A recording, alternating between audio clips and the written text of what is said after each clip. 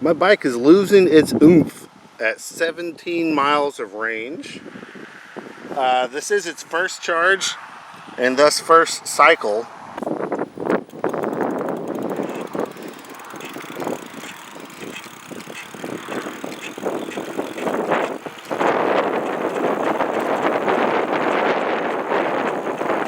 In this video, we're going to build the battery box and start talking about these batteries a little bit. These batteries are a little bit complicated, so they're going to get their own video also. So on this first charge, I'm not sure if I charged them all the way or not. I charged them all individually. I didn't balance them. I just plugged them in and started using it. I got 19 miles, more or less, throttle only. I pedaled a little bit for you know, going up some steep hills and trying to maintain that 25 miles an hour, but other than that, 19 miles on its first charge. And they say that used batteries, if they're going to recover a little bit, they'll recover some more capacity within the first few cycles. These set for a long time, so I don't know. I'm okay with 19 miles, and if I ever hook up the pedal assist, I can get a lot more than that. So that's pretty exciting stuff.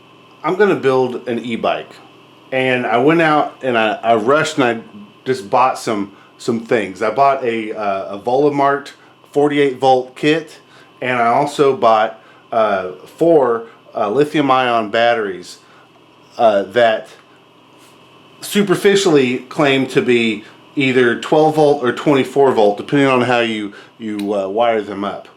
But once I got my hands on it, it turns out it's not that simple. There's more that you need to know about lithium ions and how to build the voltage, a pack with the voltage you're looking for, than just what's printed on the case of the battery. This is going to be a crash course on what I wish I knew before I bought my batteries. So these batteries are actually 2 batteries in one.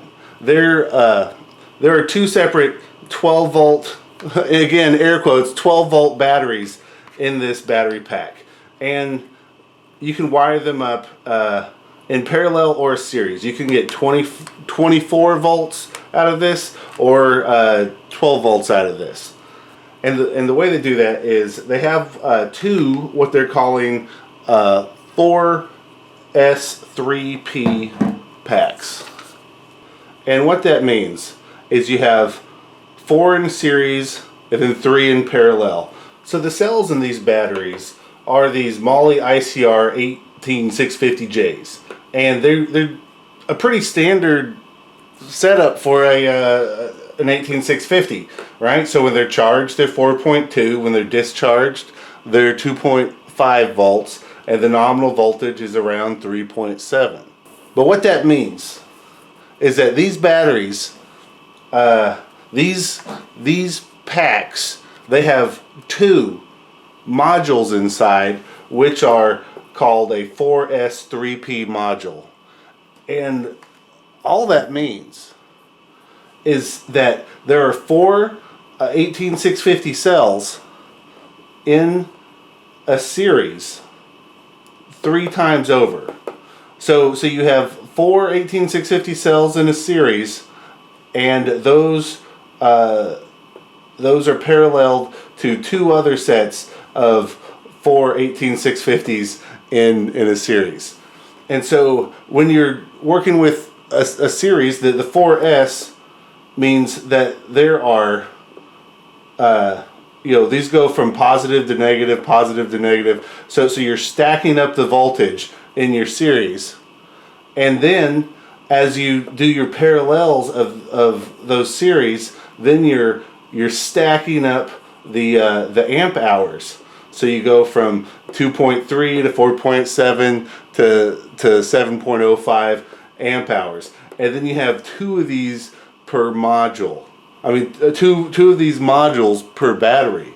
So each one of these has around 14 amp hours at 15.04 volt nominal battery. Now I didn't fully grasp this at the time when I was buying these batteries.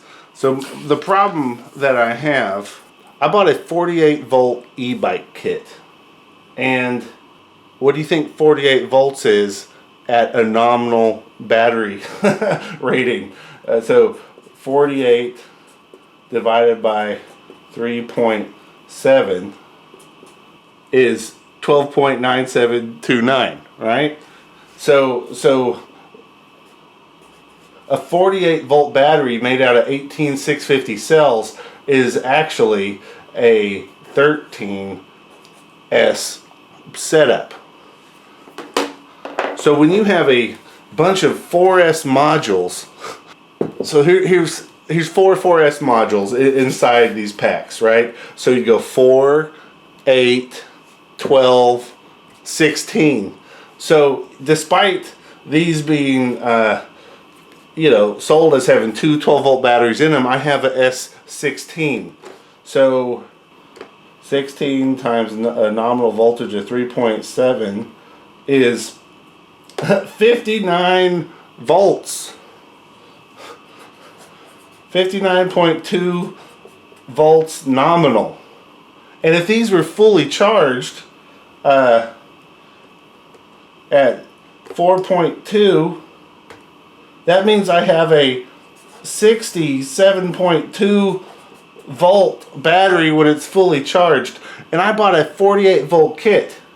Okay, so long story short, this battery and this controller don't match. I have more voltage when this is charged than the caps in the controller can handle. The caps in the motor controller, the speed controller, whatever you want to call it, are only rated for 63 volts, and I have, whatever I said, 67 volts coming off this battery when it's charged. And then on top of that, these batteries weren't designed to be put into parallel 4 times. Inside the batteries, there's the BMS, and then there's all these MOSFETs, which the BMS controls to turn on and off so you don't drain too much power or overcharge these things. The battery management system, it protects the batteries from blowing up, right? And these aren't quite rated for the amount of power of 4 of these in series. I looked them up once. I don't remember the exact specifications. I think they're good for 60 volts. But I got online, I talked to some people, and they were like, oh man, we always hook these up in series. Well, not this setup, but we push our BMSs to the limit, and sometimes they go out, most of the time they hold, and the MOSFETs we're using aren't as highly rated as yours. I think you'll be fine. Just some random social media advice I was given. So another thing that people say is once you overvolt, you'll never go back. It's so much fun having that extra power, having that extra whatever, extra speed, this and that. Although, mine is limited to 28 miles per hour. You can adjust that in the pedal assist controller. Lets you change top speed and stuff. You can program these a little bit. But that's not the point of this video. That's just sort of a quick crash course in batteries. I bought these square batteries, and I'm building a square battery box in this video. So that's what we're doing. I'm starting to work on a battery box, something I can mount to the frame. So I've made the box just a little bit bigger, and I'm gonna shove an old political sign in it as sort of like a spacer and some shock absorbing ability. But we'll see how that goes. Alright, to build my box, my battery box, I'm using this corner clamp. I think this is for like framing, picture frames, right? But this is some old school Stanley tool, probably something that like someone's grandpa had before I got my hands on it. And it's a lot of metal there, so it dissipates heat pretty well, and I haven't welded things together yet. So this helps me get things nice and square. I'm just making sure the inside joints are where I want them, and I'm putting quite a bit of clamping pressure on it.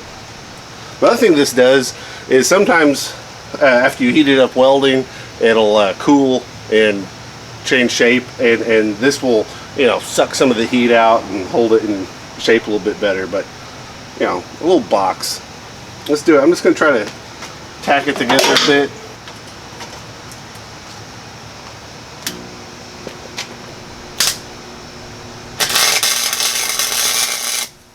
Alright, got a tack there.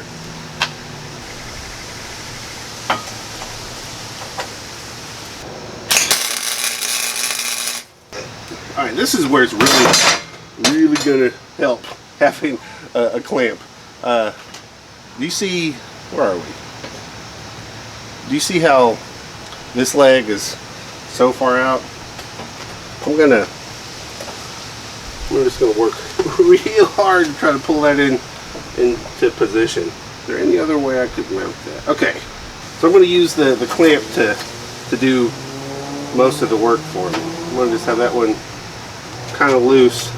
I'm going to use the clamp to try to pull this in position. Okay, well, that didn't quite do it how I was hoping. We're going to do it with some brute force then. Okay, just broke that weld there. That'll be okay. That's just a tack. Alright, the grooves feel good. Neato.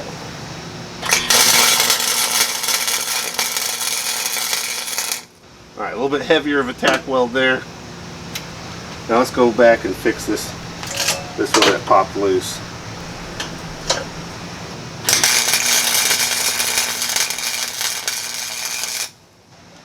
So now with that tacked together where I want it, I'm gonna just finish the welds.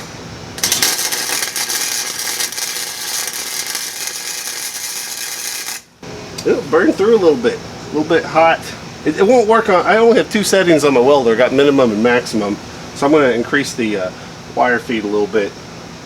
Try to prevent burning through all that stuff.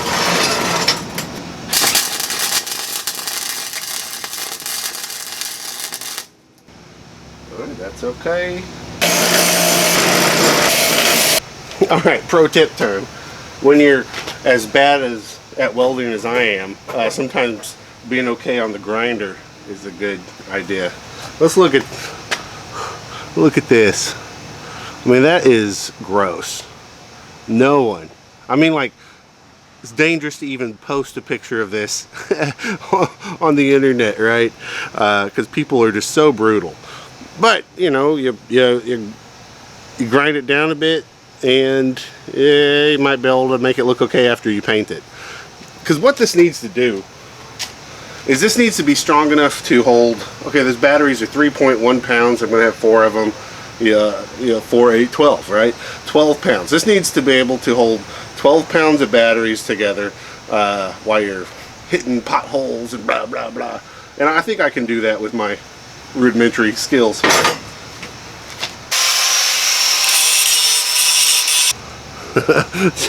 so yeah, whatever. You know, you don't want to, I mean, what I see a lot of people do is they grind them smooth. And if you actually had a good bevel in your metal and you filled it in and you welded it right, sure, you can do that. But when you weld as bad as I do, probably all the strength is on what built up on the outside. So don't take it all the way off. But yeah, that'll do something. That'll do something for me. Let's let it cool for a minute and then test fit it. Wow, I do believe that's going to work for me.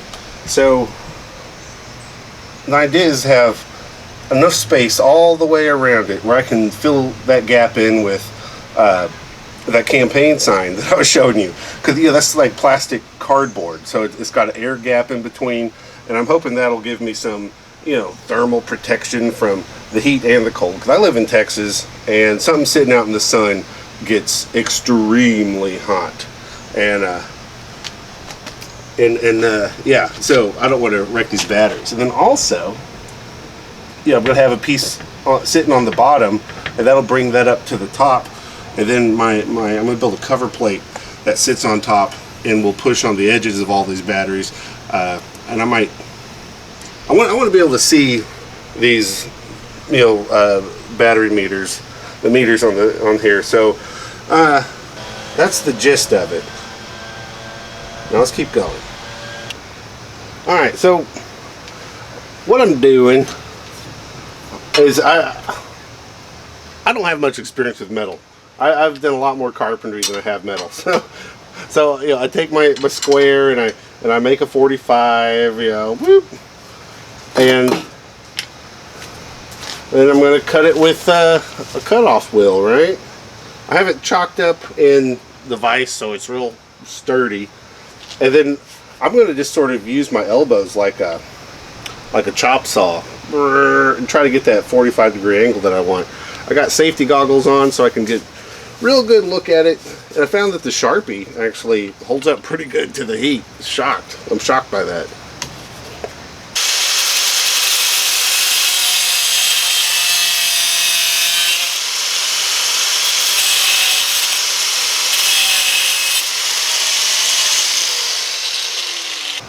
Okay, so what I'm doing is I'm going to build a lid that sits on top of this out of the same angle that I did the corners and the bottom of this with. And so it just needs to be slightly bigger than this. So I'm going to be measuring, you know, outside plus, I think outside plus an 1/8. Yeah, because this is, you know, like about an 1/8 inch thick, right? So outside plus an 1/8. So if my box is 10 3/8, I'm going to add a 1/4 inch, 2/8 to it, right? So the bare minimum needs to be 10 5/8, and let's add a 1/16 for margin of error. That might be cutting it a little bit tight. 10 5/8 plus a 1/16. So I'll be outside to outside, and I'll mark that angle and I'll cut it just like I did the last one. And since that's a very precise measurement, I'm going to put a X on the side I want to cut on. I'm going to try to leave that line part, like half that line there, just like I do in carpentry. Okay, so that's my cut. The idea is that this edge here will be what I can clamp down to put pressure on the batteries. And if you know, I have gravity helping me, and this will just keep them from jiggling up. And if that's not enough of a lip, I could always put some more campaign sign around the top to help squish it in. Can you see the overlap there? It's like that on both sides. This very subtle amount of overlap, just so I'm not struggling too much to get this on there. My box is a little bit crooked, so there will be some, you know, like squeezing of it when I assemble it to put it together. Let me, you know, or go. So the squareness of the box, you can see I'm out by maybe a 1/16 or so of that that's angle, and then this angle, it's almost square. So I did, you know, this clamp really made this possible. Well, let me get everything else cut.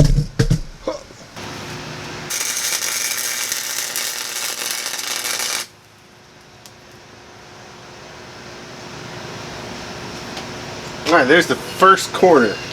The rest are going to get tack welded, and I'm going to test fit as I go, make sure I'm not making it too small.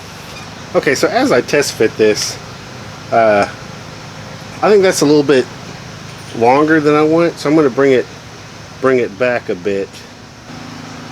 You see that? That would bring my tolerances out wider than I need. So I'm just going to grind that down a bit, maybe.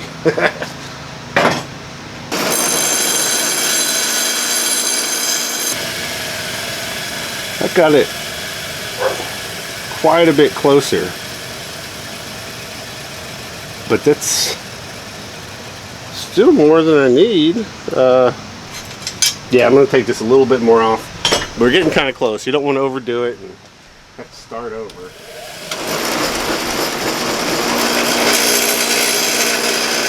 Before we make it permanent, we'll just check one more time. Yeah, it's pretty close. That'll be okay.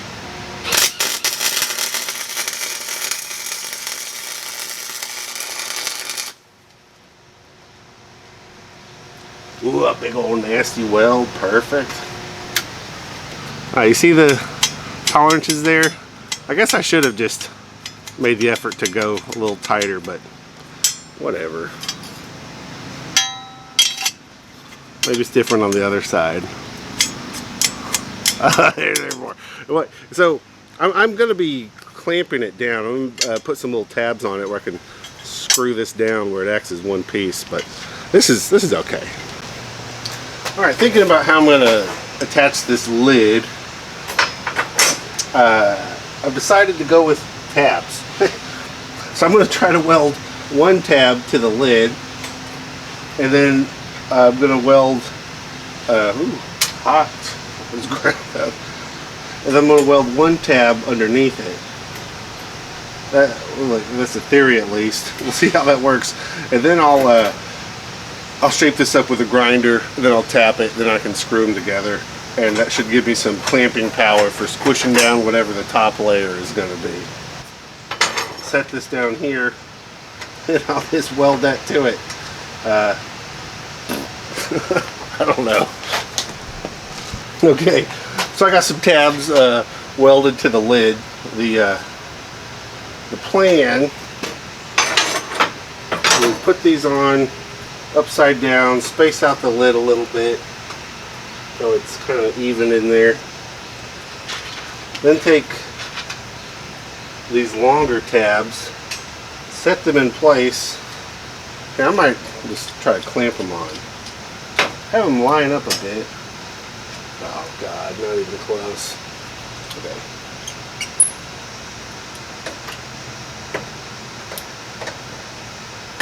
Okay. Then I'll just weld that corner right there. I missed.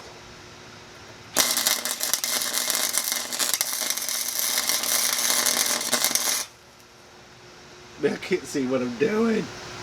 Okay. That's on there to some degree. And that will let me clamp them together. Okay, whatever. We'll do that a bunch of times. Alright, so I'm tapping these tabs. I'm just tapping the whole thing and sending in a screw through. I got two of them done. Then I got that one clamped so it'll stay put. And obviously this will only go on one way when I'm done, because this is not like CNC machine. There. Got some just regular motor oil. For drilling the pilot hole, I've broken all my small bits. So this one is whatever size it is. A little bit under 1/8 of an inch.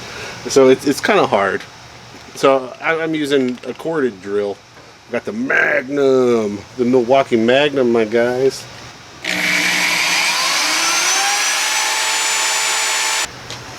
And once your pilot hole is done, you can go in for the appropriate size bit to match your tap that you're using.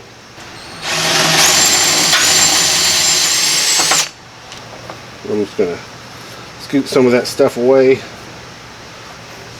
Oh yeah, yeah, buddy. And then with these, you try to keep it straight, right?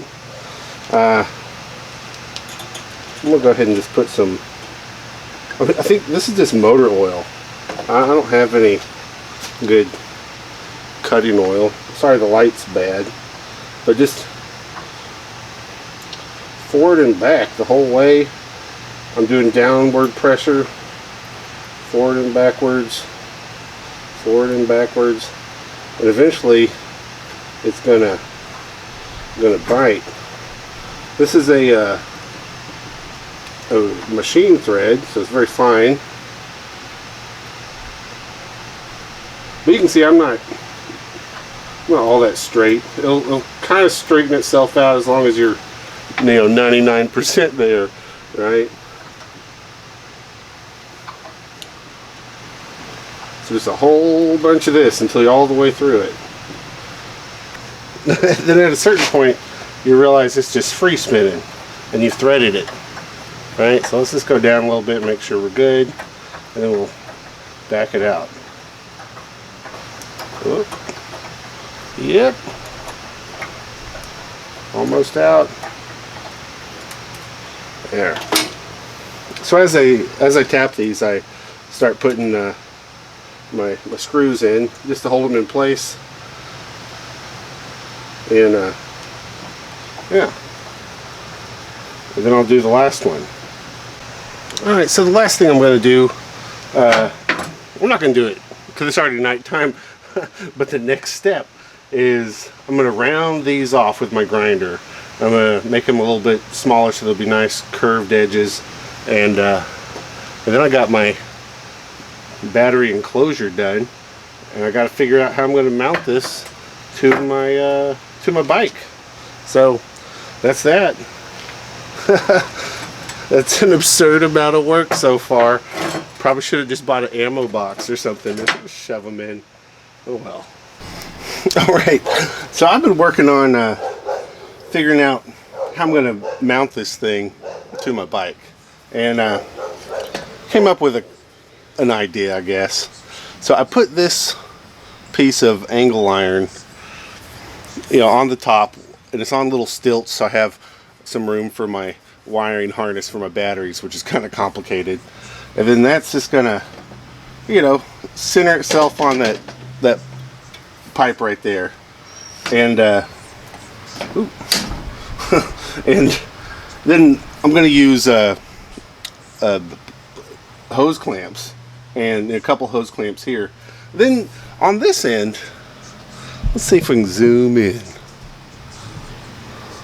Alright, so this piece here, I decided I was just going to screw it into the pre-existing, connectors for the water bottle, and then that's going to give me one point of contact down here, and then maybe I'll put a little cross brace on either side here just for overkill, and then this battery box is going to become a structural component of the bicycle, I guess. And I don't know if that's going to keep me safe on it.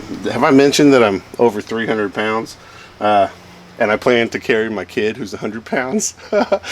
Plus I want to go grocery shop. I don't know. I want to do a lot of stuff with this if it works out.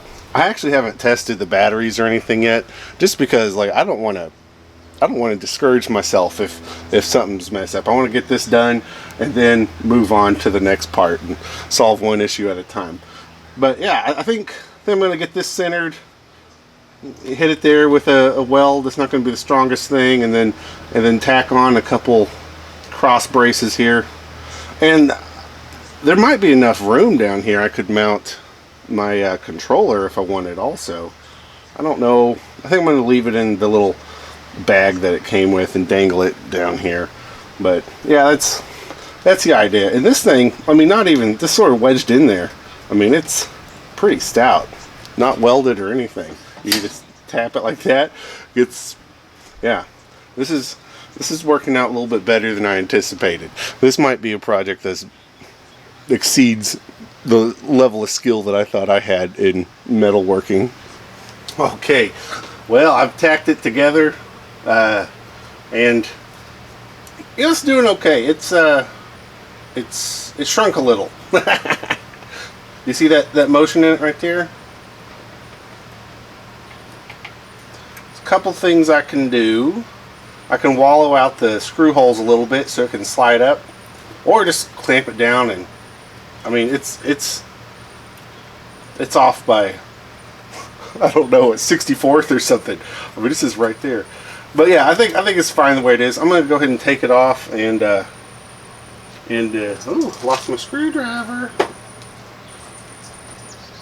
Where did my screwdriver go? Man, I've got such a mess over here.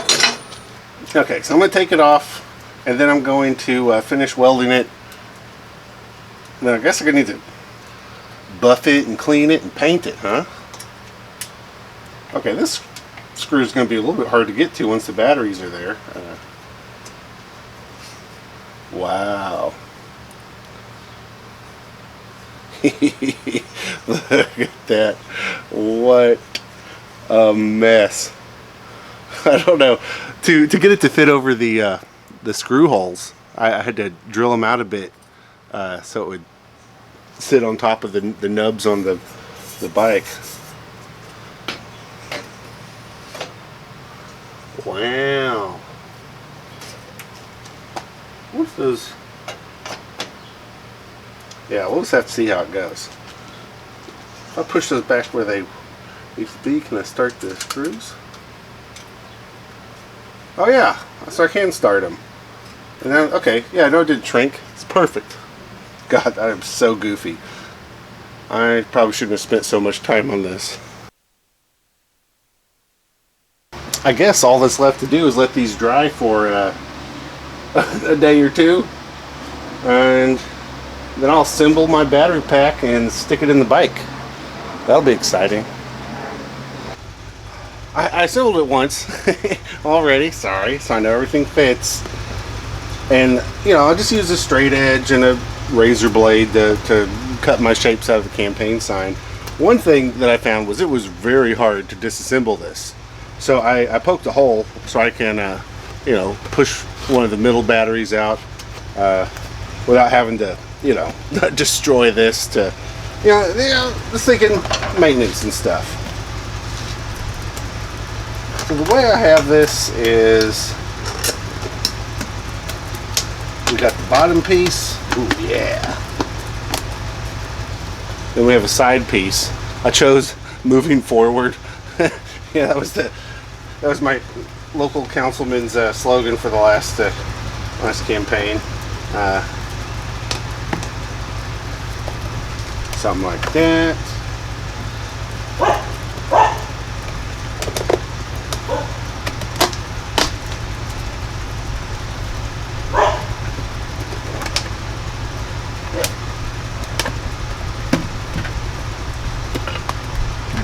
Okay. So then I have that, you know, that fits pretty good.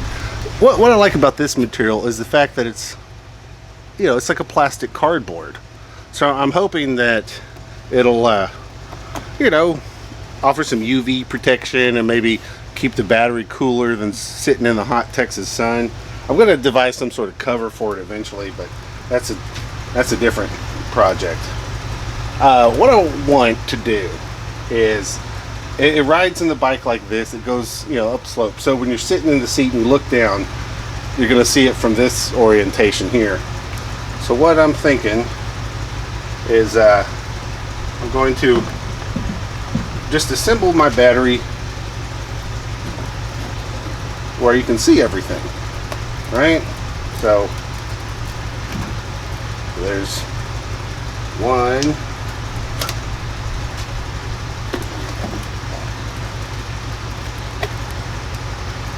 two, nice fit. If I do say so myself. I think I'm going to fall over. Go ahead and set it like that.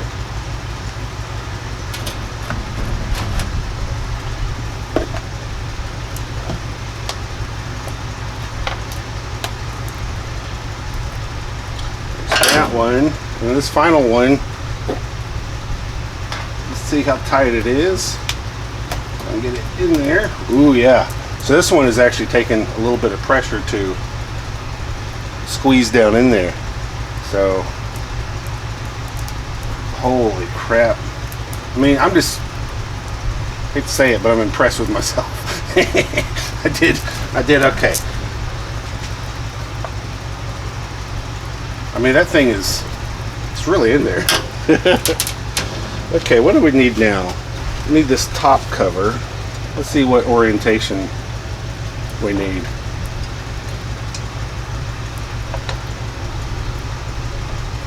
Okay, that looks like I chose correctly. So I should have enough room. I'm gonna go ahead and put these underneath. force these into submission. Okay, whatever. We'll figure that out as we install it.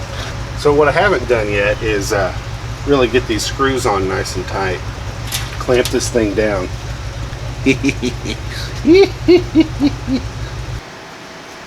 But you get the idea. This is going to be a bit of a struggle because I painted it. It's a little taller. I'm trying to compress it, screw it down.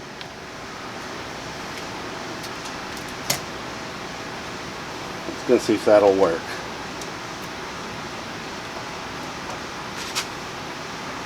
Okay. So this part isn't going to be very elegant.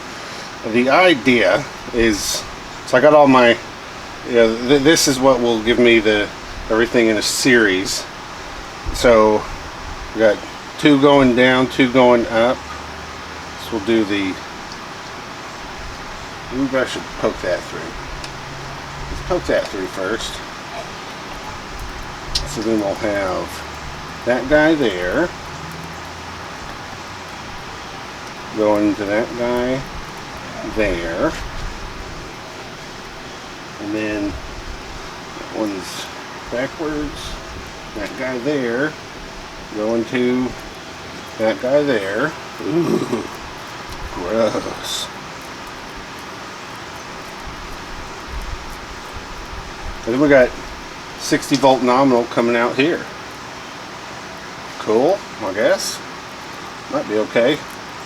What a mess. We've got all the charge circuits here. We'll have to, I haven't built that wiring harness yet. I guess we're gonna stick it on the bike. Oh, it's a little bit heavy. Moving forward with a city council person's name. Yeah, I'm probably gonna paint this at some point, but I thought it'd be cute to do it this way. And just make sure, try to influence somebody to want to be pro e-bike in the city. And then on the bottom, at large. That's right. No more fuel for this guy when he rides his bike.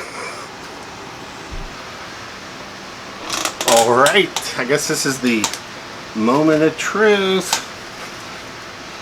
I don't think anything has changed shape or size since I assembled it. Oh gosh, it's kind of heavy to hold uphill with my one hand.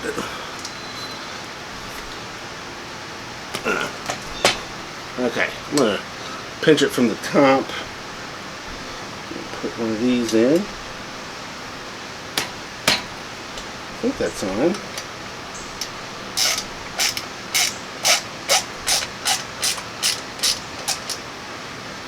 Alright, there's one.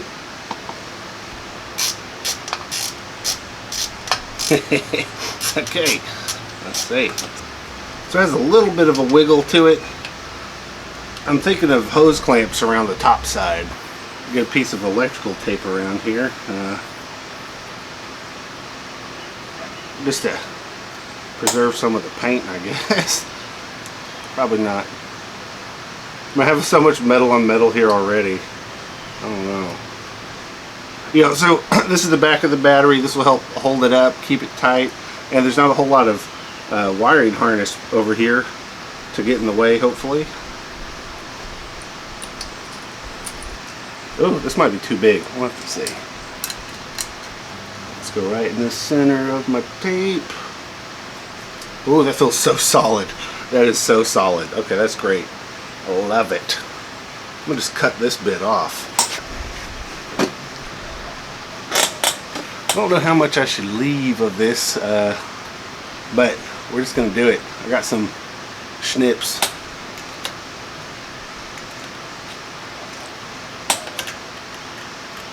I'll take quite a bit off.